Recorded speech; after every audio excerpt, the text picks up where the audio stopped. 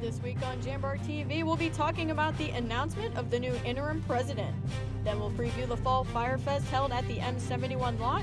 We'll also talk about the volleyball team and their broken record.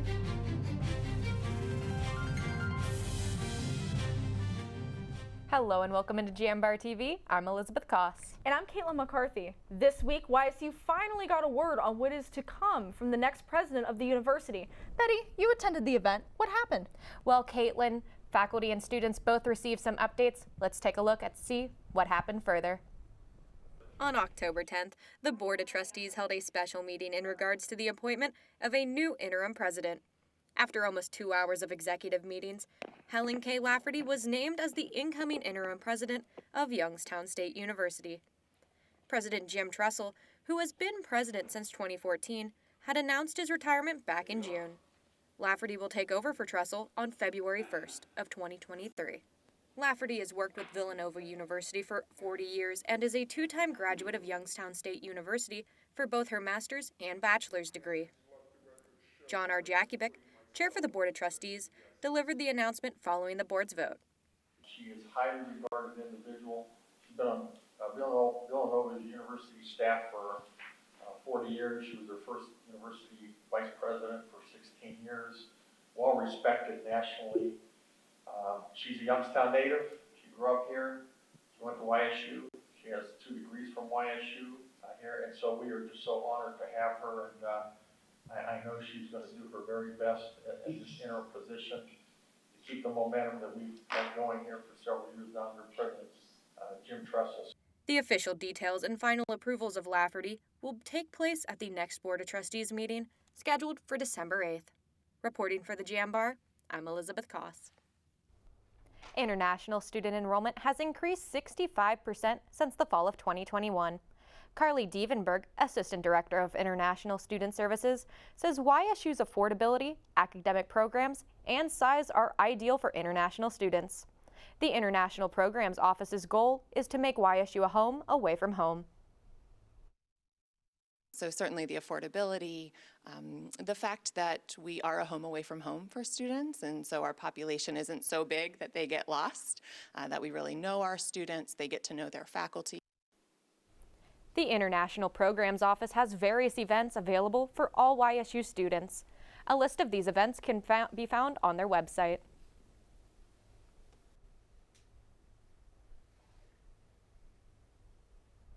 The university was home to both a local and national award ceremony last week on October 6th. The Simon E. Booker Award, named after a student of YSU in the 1940s who transferred to another college after radical disparities. Virginia D.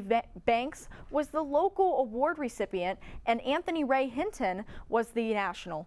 Hinton, a wrongly convicted man of capital murder in 1985, spent 30 years on death row until his case was finally overturned and dropped by the state of Alabama. Hinton says the award represents courage, and he appreciated being recognized for the courage it took to stand up against the system. The way I look at courage is something that all of us should have. And I think once you have the courage to stand up when there's injustice or whatever is wrong, courage is, as I say, it's contagious. When you have the courage to stand up, it gives someone else the courage to stand up. And so for me to come out of what I've been through and to stand up and say, hey, what you did to me was wrong. I'm not angry about it, but I want the world to know that we have an injustice system that treats you better if you're rich and guilty, opposed to if you're poor and innocent. The ceremony was a part of YSU's recognition of Ohio Nonviolence Week, which takes place annually every first week of October. The Wickyards is hosting a haunted house every weekend in October. Jambar News editor Henry Shore has more. Eric Engardner gives tours after concerts at the Wickyards, located in the McVean, Hughes, and McClurkin Funeral Home across from Ursuline High School. He has expanded those tours into a haunted house experience for Halloween this year. I take people through tours here regularly. I've been operating the Wickyards as a concert venue for a little over 6.5 years now.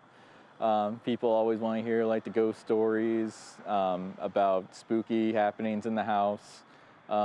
Sometimes I have content to give them, sometimes I don't. So now I want to give them something to be a little spooked by. Gardner has gathered local volunteers to haunt the funeral home. Chris Farrick, one of those volunteers, expressed his thoughts on the haunted house. It's going to be a dang good time. I think that it's going to be a blast, and if you get to show up, I hope we get to scare the pants off you. Gardner has more features planned for patrons. We do have music every night as well. So we haven't had any concerts in about 3-4 months. Wanted to give an opportunity for bands to get in front of a new audience, new captive audience. And yeah, we have a different band each night playing for about 20 minutes at 9 o'clock to entertain all of you in the queue.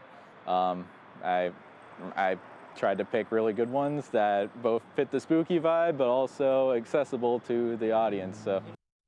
YSU students need not travel far to visit this haunted house. The Wickyards is 10 minutes from Kilcawley Center. Tickets are $10 to $20, and you can find more info about the haunted house on the Wickyards Instagram. For Jambar TV, I'm Henry Shore. Exercise Science Department hosted an event October 6th in the Beagley Center for Active Aging Week. This week was started by the International Council on Active Aging to encourage exercise and bring awareness to age-based discrimination. The event consisted of hour-long exercise sessions for older individuals who were brought in from local senior centers. This year's event was started by Dr. Nicole Mullins. She explained why it's important to exercise when aging. We stay alive a lot longer than we used to, but the quality of life can be very low for some people, and exercise strengthens the body, strengthens the mind, keeps us engaged with others, creates friendships, is fun. She said that age-based discrimination is very extensive. It has been called by the World Health Organization the most socially accepted prejudice in the world.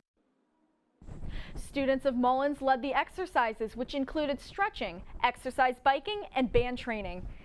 If anyone is interested in Mullins' work, they can reach her at her email.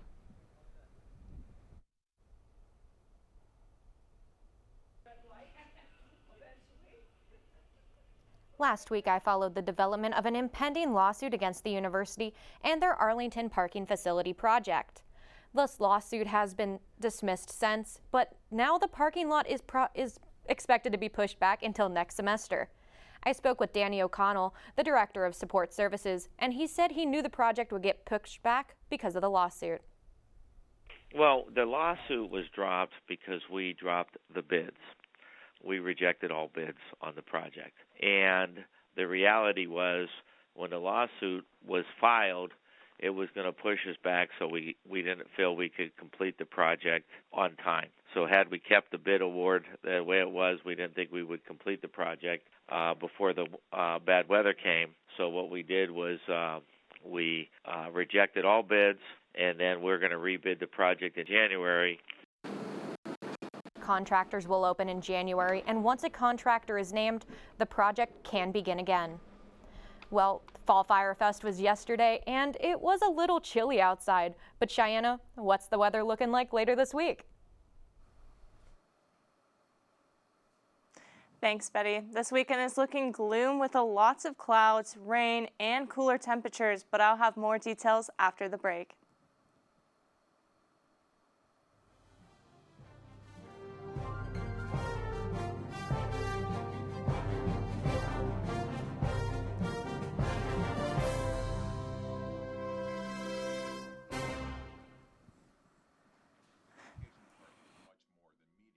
Delivering a speech. The YSU Communication Department offers programs in telecommunication, journalism, and communication studies. We inspire creativity. We encourage each student's passion. We explore new and advanced technologies that connect the human race. The communication programs at YSU ensure that every student is prepared and experienced for the outside workforce, for life after YSU. Join the Jambar and find your voice when you tell the next big story. Become a host of Rookery Radio and gain hands-on experience, or get involved with TV productions like Light the Wick, Penguin Rundown, and Jambar TV. YSU's Communication Department is much more than a department, an education, or a degree. It's a home for passionate individuals, for students to find and pursue what they love.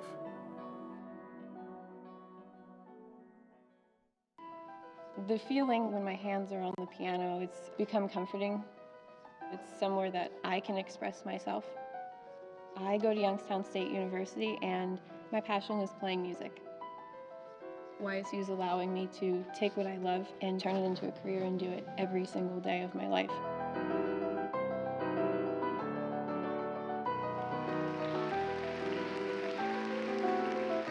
I'm Alyssa and I'm YN proud. Hello and welcome back to Jambar TV. I'm Cheyenne Gibbons and this is your weekly weather outlook. Today the chance for rain is low, but we'll see those wind speeds reach as fast as 20 miles per hour. By tonight we'll see some clouds move into the valley, but it's unlikely it'll rain.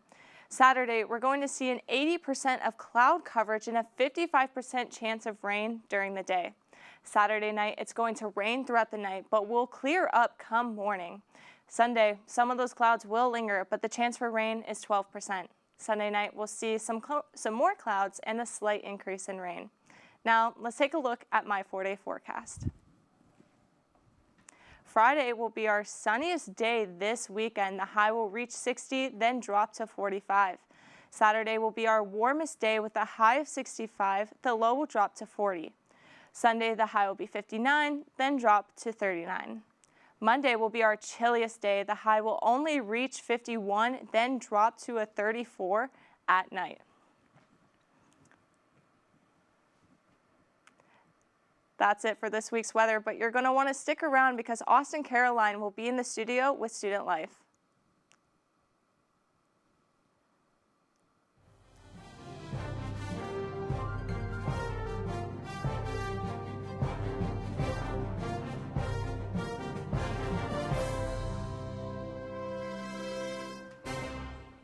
You're not waiting to see what the world has in store for you. It's more about what you have in store for the world. All you need is the opportunity. All you need are the resources of a large university and the advantages of a personalized academic setting where you can experience new worlds in the arts and sciences, business, and education and make them your own. We are where you shape your future. We are Youngstown State University and proud. You're here to be part of something bigger, to make things happen. For you, college is about knowledge being shared and learning experiences that aren't limited to the classroom. On campus, you want to matter. It's about engaging every day, building relationships with students, with mentors, with the community, in the heart of a reinvented city. We are that something bigger. We are Youngstown State University and proud. Welcome back to Jambar TV. I'm Austin Caroline. Youngstown's Oh Wow Science Center partnered with YSU in having students volunteer at the center. Samantha Smith explains more. Oh Wow is a nonprofit organization that teaches children science while having fun. The organization works with student volunteers on putting together STEM sacks created for the children. Colleen Ruby, Director of Visitor Services at Oh Wow, explains what STEM sacks are. A STEM sack is basically a self-contained science activity kit. It has a lesson plan, it has a QR code that links to a video on how to complete the activity, and it is a self-contained science lesson. They range anywhere from something that a preschooler or a kindergartner can do up to a 7th, 8th grader, even sometimes a high schooler. And they are all related to science standards that are taught in school, and they're used to reinforce what the kids are learning in school. Along with creating the STEM sacks, Jeffy Cruz, production manager at Oh Wow, wants the volunteers to understand what their help means for the organization. I hope that they see the value in what we're doing. It is all STEM-based curriculums with our STEM sacks, and any little bit of help is so much appreciated because I'm only one person, and could I do 1,000 orders? Yes. Is it very time consuming? 100%. So the more hands, the merrier, and ultimately it's just going to help the children. Any student can volunteer and can sign up through OWOW's website or by visiting in person at their front desk. For more information on OWOW, visit its website. For Jambar TV, I'm Samantha Smith. Fall Fire Fest was back at YSU this past week. Let's send it over to Krista Ritz, where she's at the location of the event. Thanks, Austin. On October 13th, Penguin Productions hosted Fall Fire Fest located at the M71 lot behind me, next to the tennis courts. Students enjoyed a bonfire, live music, and a pep rally.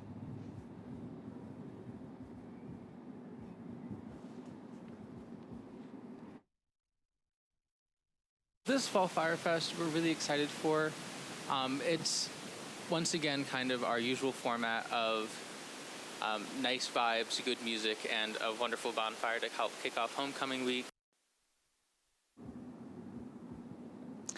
A variety of food trucks and student organizations were in attendance, along with members of the football team, cheerleaders, and marching pride. I think this kind of showcases like we have lots of school spirit, and that we really appreciate like our student athletes and our pride to begin with. Headlining the event was Clarence Gordon, or Grizz, with Riley Burker opening. Gordon has performed before at the Fall Fire Fest years ago and was excited to see the YSU crowd again.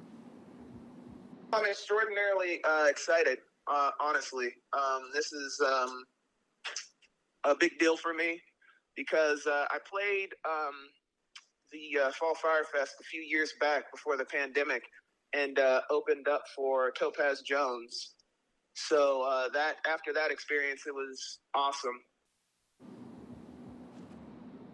Penguin Productions appreciated seeing YSU students showing their school spirit. For Jambar TV, I'm Krista Ritz. Throwing it back to you, Austin. Alrighty, thank you, Krista. Youngstown State is offering safe zone training for students and employees. The aim is to create a bridge to the LGBTQ+ community. Aaron Driscoll, Executive Director of Student Experience and Residence Life, says topics include terminology, barriers, experiences, acceptance in society, and how to help students be their authentic selves.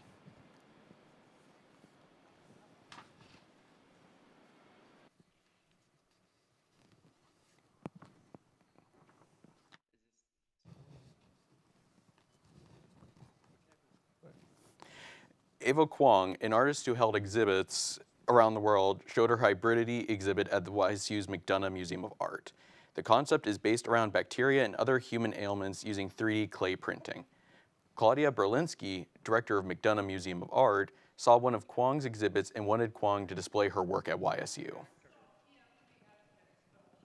I saw that she had some clay pieces that she had printed, 3D printed at Anderson Ranch, which is an artist residency, a very prestigious one. And the way she was photographing them and combining the plastic and the clay pieces together on a pedestal, it just really affected me. I thought it was really brilliant.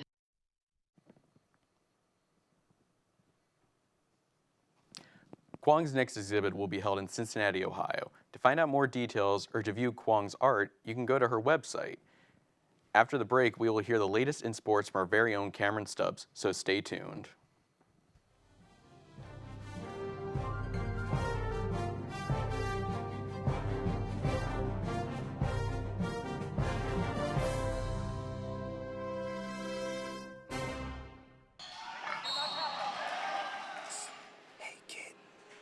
Try some exercise. Wait, what? What's going on right now? Yeah, man, exercise. I don't know. I don't know if I should even be talking to you right now. It's got lots of benefits. Okay. The benefits of exercise include increased levels of energy, higher quality of sleep, better muscle and bone strength, improved memory, and clearer skin. Growing up, I love figuring out how things work, putting things together. I love being able to come up with an idea, design it, just the whole process of creating things. I go to school here at Youngstown State, and my passion is 3D design. I chose YSU because all the equipment, the research being done here, it's like a playground for me. I'm Alex, and I'm Y and proud. Welcome back to Jambar TV. I'm Cameron Stubbs. The football team was back at Stambaugh Stadium this past week to continue their Missouri Valley Football Conference schedule. I have more on their weekend. The Youngstown State University football team returned to the Ice Castle after losing to North Dakota State last week. This week they take on North Dakota University. Let's take a look at what happened. Penguins junior quarterback Mitch Davidson got the start in the primetime matchup and marched down the field to set up a 47-yard field goal kicked by senior kicker Cole McFadden. The next North Dakota drive, sophomore running back Isaiah Smith hauled in this 32-yard pass for a touchdown. Following another field goal, the Penguins were then able to drive down the field and score thanks to this touchdown by freshman wide receiver Max Tomczak as he caught a 21-yard pass from Mitch Davidson. UND's Smith ran for another touchdown to make the game 21-14. Junior wide receiver Bryce Oliver then caught a touchdown to tie the game at the end of the half. The only score of the third quarter came off the leg of McFadden and gave YSU its first lead of the game. It all came down to the fourth quarter as grad student tailback Tyler Huseman scored his second touchdown early in the fourth quarter for the Fighting Hawks. Senior punter Patty Lynch had his punt blocked and scooped for a touchdown. Their lead was cut down, though, as Penguins senior running back Jaleel McLaughlin scored to make it a 35-30 game. The Penguins got the ball back one last time and drove down the field with 3:54 left on the game clock, gaining 2 first downs but failed to convert on a 4th and 16 following a sack.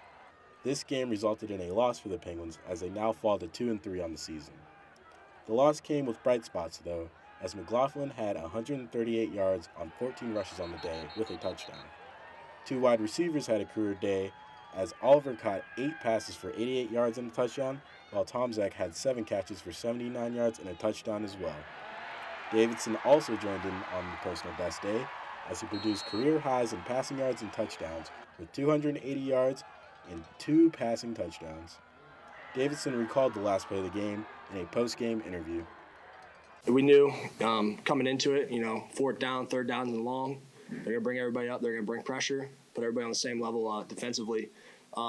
He had a go ball, but he saw he was off by a mile and, just try to spit it out there and make something happen. Pressure's coming more than we can block.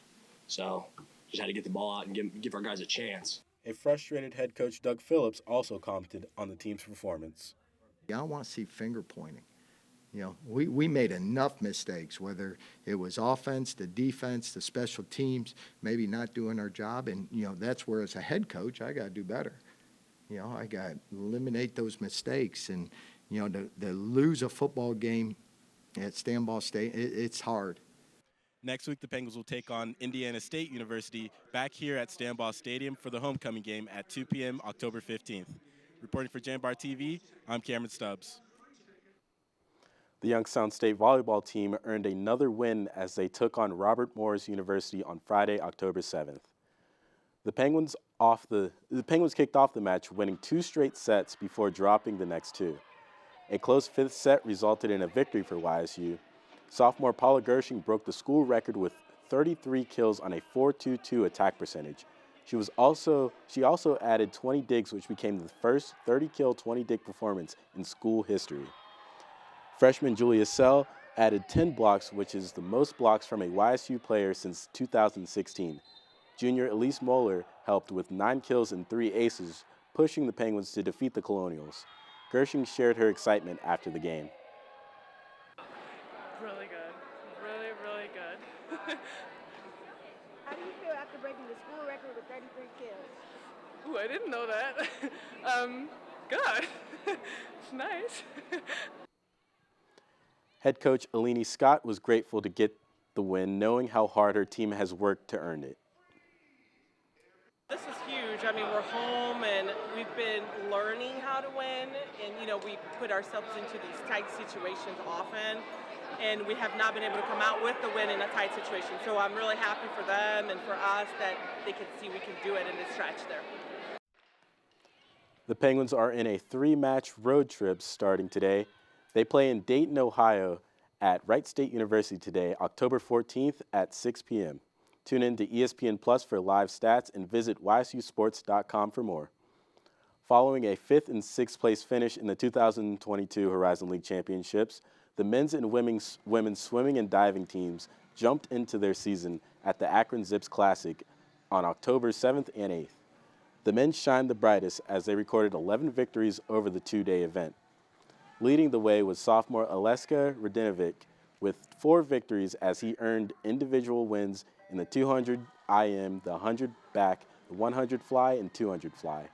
Freshman James Slesser added to the victory total with 2 event wins in the 100 breast and 200 breast. With his collegiate career off to a great start, Slesser said he didn't think he'd achieve his childhood goals. Little 8-year-old James, when he was back in New Zealand, set goals, set his long-term goals. He never would have thought he'd be, winning Division 1 meets at his first comp. So, I'm really stoked to be able to start my college journey off with such a bang. It's exciting to see where we can go from here. As a team, the men scored 1,398.5 points to finish on top, while the women scored 312 points to finish 4th.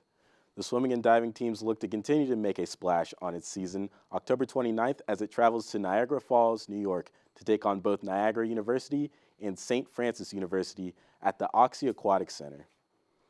The Youngstown State women's soccer team fired on all cylinders offensively to take down Green Bay 3-0 October 6th. This was the most goals scored in a single game this season.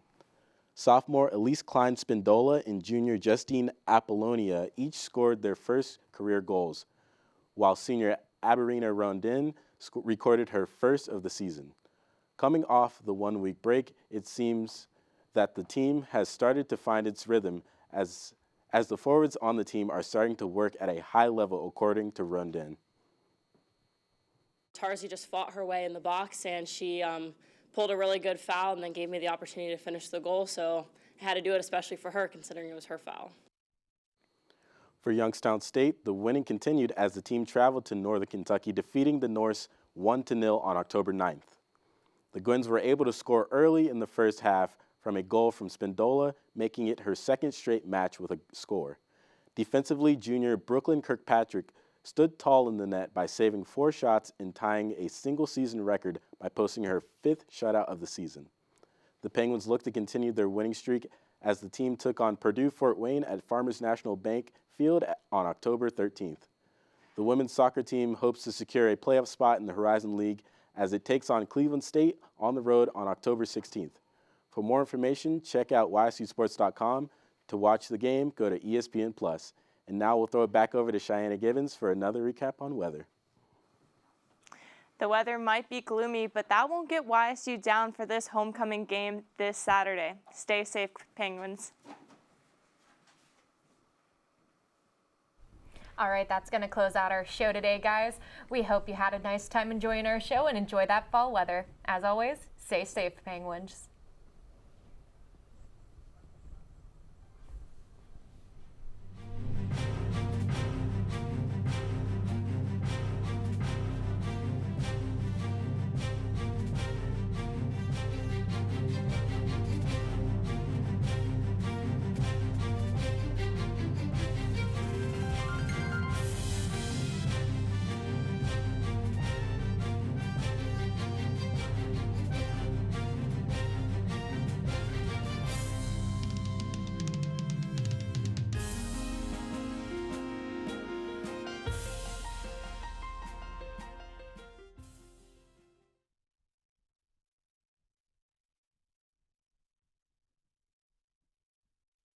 Support for Jambar TV is provided in part by the YSU Foundation and the Jane F. Lamb Charitable Foundation. Thank you. The communication department is much more than media or delivering a speech. The YSU Communication Department offers programs in telecommunication, journalism, and communication studies. We inspire creativity. We encourage each student's passion. We explore new and advanced technologies that connect the human race. The communication programs at YSU ensure that every student is prepared and experienced for the outside workforce, for life after YSU. Join the Jambar and find your voice when you tell the next big story. Become a host of Rookery Radio and gain hands-on experience, or get involved with TV productions like Light the Wick, Penguin Rundown, and Jambar TV. YSU's communication department is much more than a department, an education, or a degree. It's a home for passionate individuals, for students to find and pursue what they love.